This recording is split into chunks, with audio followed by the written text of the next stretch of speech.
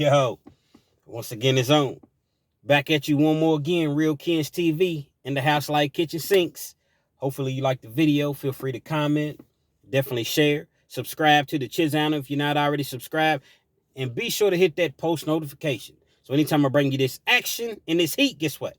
You're amongst the first to receive. Now, with no further ado, let's get into this evening's video, if you will. 6:32 Sunday evening.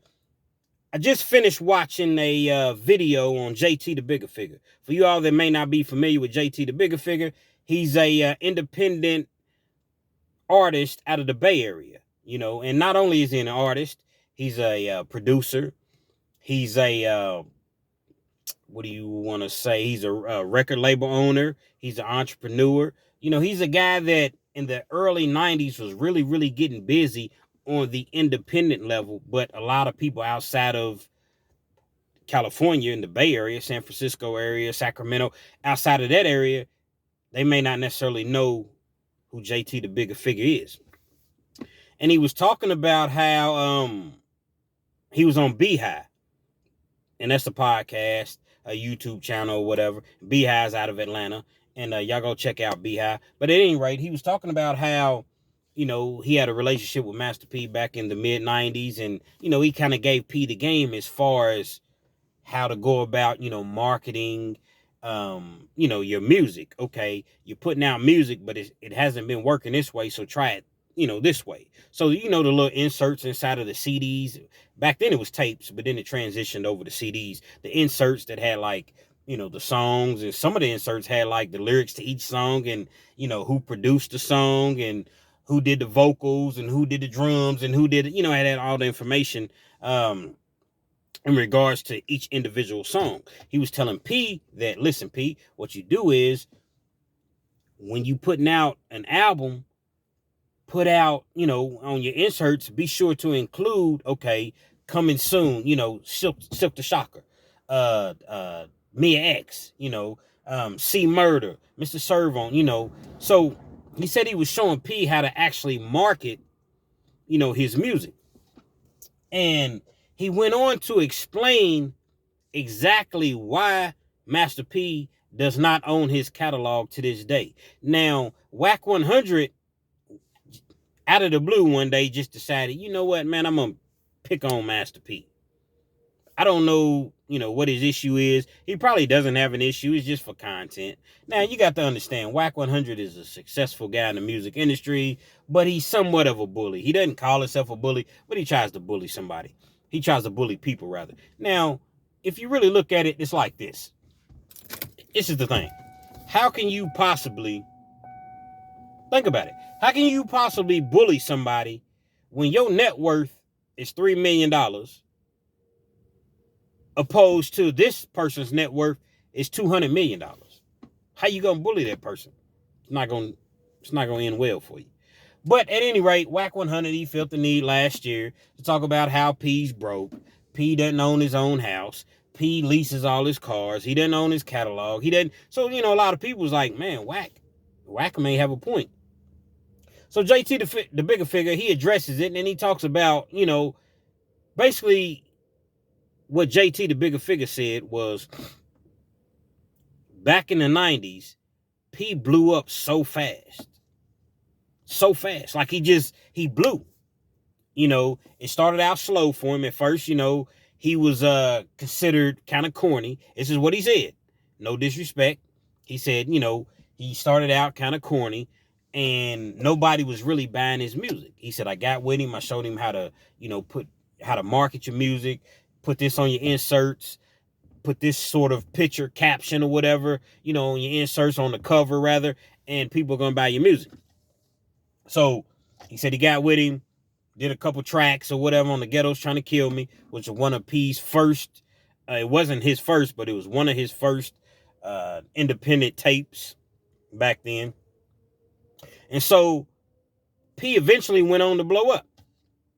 He got hot in the Bay Area, took his music from, I believe he was in Sacramento, and actually Richmond, California. Took his music from Richmond, California, back to New Orleans. Had a different sound, mixed it with the South, blew all the way up, Then he became Master P. So, you know, he talked about how P was putting out so much product, so much music. He was putting everybody on. Everybody. Anybody here, you can rap, come on. But see, the thing is, P wasn't signing these people. You see what I'm saying? P would just be like, look, man, you can rap. All right. We the hottest thing out right now. So what we gonna do is, I'm gonna give you, you know, I don't know, he didn't name an exact dollar amount, but P may have been like, all right, look, man, I'm gonna buy you a car and I'm gonna give you 50,000. Put a tank around your neck and you with us. Dudes is like, cool. They produce an album, P puts it out. So P was so hot, everything that he was touching was turning gold at that particular time. It didn't matter who it was. Executive producer, Master P. If you seen that, then you looked on the back of the CD and it showed like 20 tracks, 16 tracks, 18 tracks, Master P being featured on Forbes, you buying it. You buying it. So P was putting out this product and everything was everything. People was buying it. But that stretch, it was a stretch, maybe 2 years, 3 years. I don't even know if it was 3 years, but it was 2 to 3 years. And No Limit really wasn't as hot as they were initially. Because you got to understand that in 96, I want to say, P came with the Ice Cream Man. And then he came right back. The Ice Cream Man went gold. So then he came right back with Ghetto Dope, which went multi-platinum. Then he came right back with The Last Don, which was supposed to be in his last album. So P's pushing out these albums so fast, and they're just bam, bam, bam, bam, bam. People's buying them. That's why his net worth was so much. In like 99, I believe, he's worth all that money that he was worth. And he was on the cover of Forbes with Diddy and Russell Simmons. Because P was making so much money because anything he put out, people was buying it. Well, JT, the Bigga Figga, went on to explain that died out right around 2000, 2001. The passion that P had, it was no longer there for the music industry. P was trying to go and play basketball. So other people was running the label when P wasn't there to make the decisions. The same amount of records that was once being sold weren't being sold at that point. People were leaving the label. Snoop had, he was leaving. But Snoop was only there temporarily anyway, just to get back on his feet, and then he was going to be gone. So Snoop made his third album on No Limit. I believe it was The Last Meal. I could be wrong, but I believe it was The Last Meal. But Snoop was leaving. Mystical was leaving. C Murder, I don't believe he had caught his case yet, but him and P was going back and forth. C Murder was trying to do his thing with True Records. And you just had artists, Beats by the Pound had a problem with P because they were producing all of this music, but there was no paperwork. It was just like, okay, we're in the studio days at a time. Days at a time. Where's the paperwork? We see you on the cover of Forbes, and that's great, but, where's our bread at? Yeah, you breaking us off, but you spoon feeding us, P. You putting us in the house, but the house is in your name. You giving us cars, you giving us, $15, $20, $30,000 here and there, but look at all this music that we're behind, that we're responsible for. So, Beats by the Pound, which was the production team, if you all not familiar, the production team of No Limit Records, they wanted to see the books.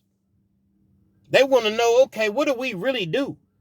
So P feels like, damn, man, I done pulled y'all out of the projects. Y'all didn't have nothing before y'all fool with me. And now this is how you do me? Okay. So then they part ways. Beats by the Pound leaves. So a lot of these things are, transpiring at the time. And I respect JT, the Bigga Figga, so much because he went on to explain exactly how the music industry works. See, a lot of times we don't know how it works. I didn't know this part. He said that back then, CDs would retail for about $16, $17, maybe $18. But say, I don't know, say Target. I'm going to just use Target. Say Target wants 1,000 copies of, a Master P album. Well, if they want 1,000 copies, then they're going to pay the label $10 per copy. So it's $100,000. So say they want 10,000 copies. They want 10,000 copies. That's $100,000. So actually, no. Let me rewind that. For y'all that don't know, I don't edit at this point. So, when I catch myself and I'm like, hold on, the math was off right there. The math was totally off. So let me just put it like this. If Target wants 100,000, because this was the example that JT the Bigga Figga actually used. If Target wants 100,000 copies of one of Master P's albums, they're going to pay $10 per copy, which is $1 million. So they're going to pay Priority Records, which was the distribution company, the umbrella company over No Limit Records. They're going to send a check for $1 million. They get 100,000 CDs. So you got 100,000 CDs shipped, not sold. There's a difference between shipped and sold. Big difference. So they send 100,000 copies to Target because Target has sent them $1 million. Well, Master P was getting 80%.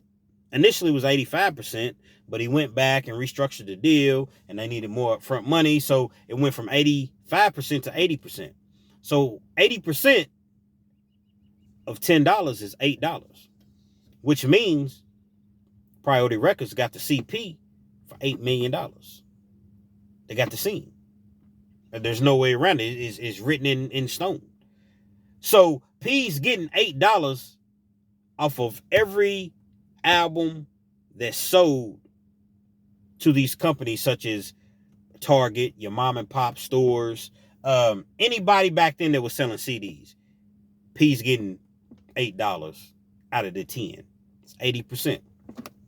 Well, what ended up happening was, and I hope you all follow me, fully understand what I'm saying. So what ended up happening was, in about 2000, 2001, Cash Money comes along. Like I said, P's trying to play basketball. People's leaving the label. People's disgruntled with P. They starting to file lawsuits against him. He just shuts down shop. Moves. Nobody knows where he's at or what have you. And he's still sending out, they're still shipping albums, but they're not flying off the shelves like they once were. This is the part I didn't know. When Target, if they buy 100,000 copies, and let's just say only 30,000 sell, they send those other 70,000 back. So now Priority Records is like, man, we got 70,000 that were, returned. So we bill this to No Limit Records. That's 70,000 times $10. $700,000.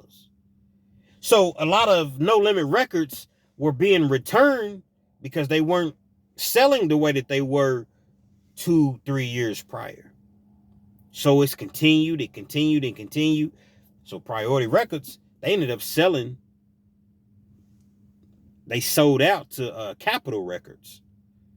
Capitol Records came in, bought Priority Records. Well, when they came in, they wasn't giving Master P and No Limit Records the same leeway that Priority Records was giving. They wanted their money. P was in the hole so much. Then now at this point, people starting to file lawsuits. Beats by the pound. Other people, everybody's filing lawsuits against P. And it's all this money. I'm sure P had the bread to pay it, but why would you pay it? Why would I pay money out of my pocket? I got lawyers to fight this. Y'all handle this. Y'all my lawyers. I'll pay y'all this money, all these millions of dollars. Y'all handle this. What does P do? I'll tell y'all what. I owe y'all all of this money. Y'all threatening to take me to court. If you take me to court, it's going to be way, way, way worse. Y'all can have the catalog, man. Y'all can have it.